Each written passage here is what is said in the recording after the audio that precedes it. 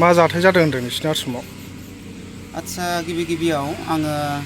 बयनिसिमबो media नायग्रा मानगोनां रायजो राजा आङो नैबे सानथिफुर हालामनि बा निज्लागुरि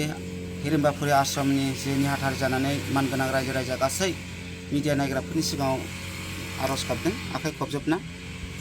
बेनोदि फोरमायनांगौ जे मिडियानि गेजेरजों आङो फोरमायनो सानदों जोंनि निज्लागुरि जे हिरिम्बाफुरि बेनि गेजेराव जे थांनाय जे हराव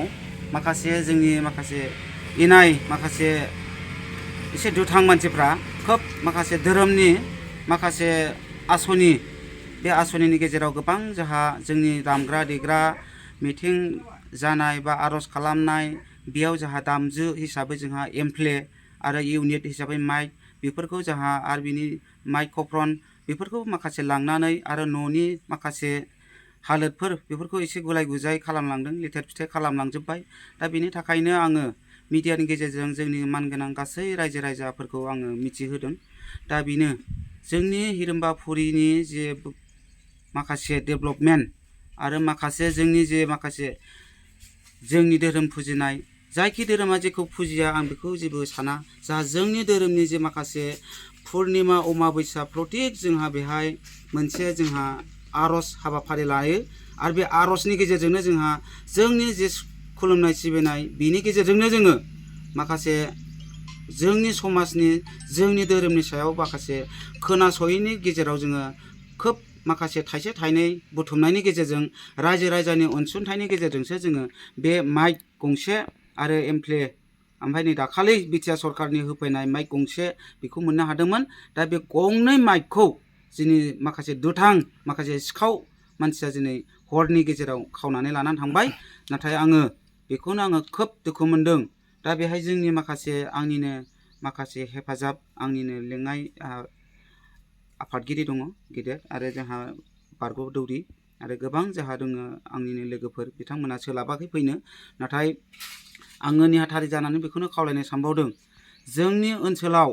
बेबायदि माखासे गुलाय गुजाय मानसिखौ जोङो सुबिदा होयोबा जोङो बेफोरबायदिया जोङो उनाव बांसिन जोलैया एरगोन नामा आं बेखौसो नुहुरदों। बिनि थाखायनो जोङो सोरगिदिं जोंनि इन्टेलेक्सुवेल जोंनि माखासे समाजनि दैदेनगिरि बेखौ जाय बिथांमोना जायखि सरकार जाया मानो बिथांमोनहाबो नोजोर होनांगोन बे जाय बिथांमोना दुथां खामानि मावदों बेखौ जाहाथे बिनि सायाव जाहाथे इनाय खालामो आरो इनायनि सायाव माखासे साजा होयो आं बेखौ लुगैदों। आरो आं नैबेखौसो लुगैदों दा हिरिम्बाफुरिनि जे जानानै खावलायगोन जाय बिथांमोना एसेबाबो गावनि गोसोआव हमदांनो हायाखैमोन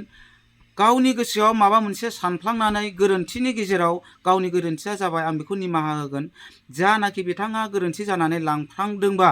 अननानै आं बेखौनो आर'ज गाबदों अननानै जाहाथे गोसो गोथारै साननानै जाहाथे जोंनि बे हिरिम्बाफुरिनि आसनि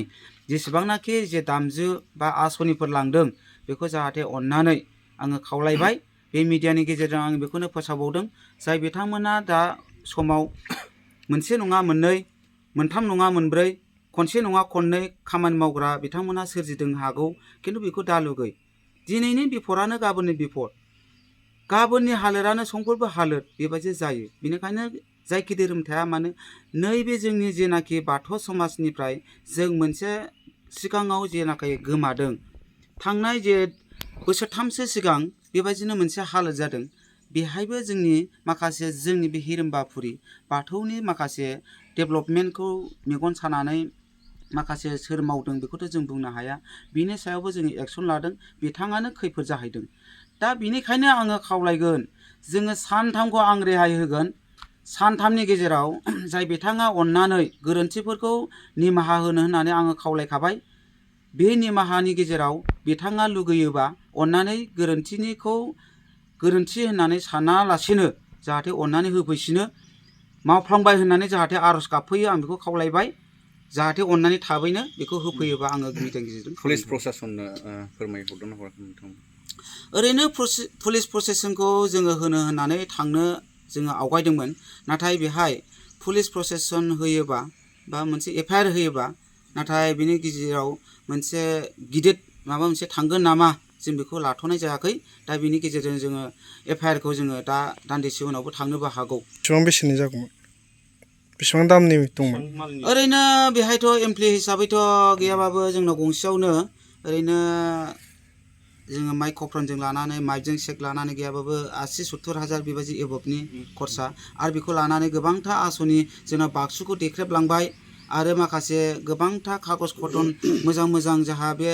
धोरोमनि हिसाबै एसेबाबो थाइसे थाइनै बे खुलुमनाय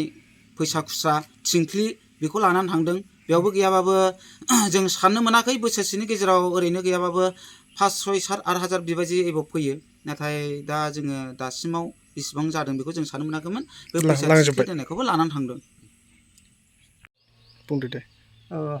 आङो निज्लागुरि गामिनि आरो नैबे आसामनिनो भाइस प्रेसिडेन्ट दा दाखालि मैया हराव नङा होमबा जोंनि निज्लागुरिनि क्लाबनि जे बिराद गिदिर गिदिर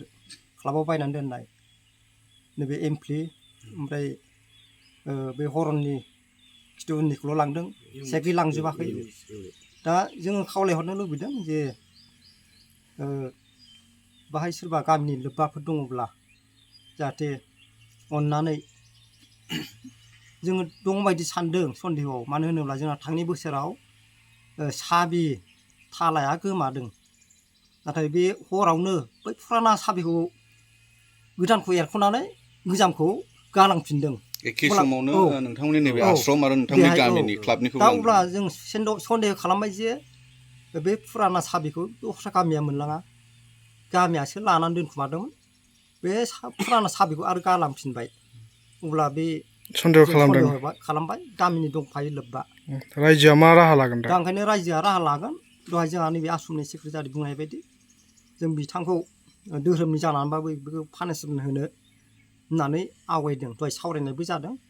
जाहाथे गामिनि दंफ्लाङोब्ला जाहाथे अननानै निमाहा बिनानै आरो बे मालफोरखौ होफैफिनो